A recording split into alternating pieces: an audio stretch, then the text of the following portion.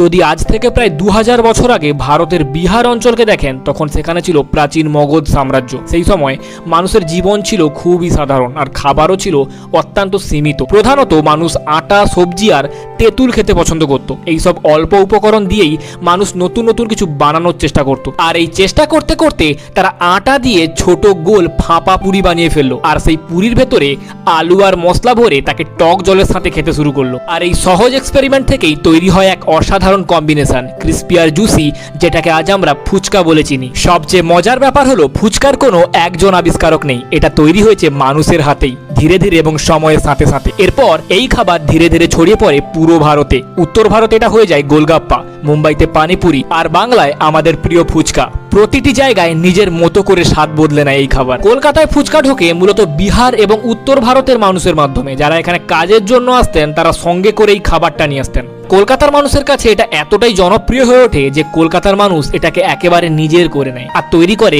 আলাদা আলাদা স্টাইলের ফুচকা। তবে আমাদের কলকাতার ফুচকা অন্য জায়গার থেকে একটু আলাদা। এখানে টক আর ঝালের ব্যালেন্সটা একদম ইউনিক, আর ঝালের মশলাটাও বেশি স্পাইসি। আজ ফুচকা একটা খাবার না, এটা একটা ফিলিংস। তুমি একবারে কটা ফুচকা খেতে পারবে অবশ্যই কমেন্টে জানাও, কারণ ফুচকা মানে এক কামড়েই সুখ।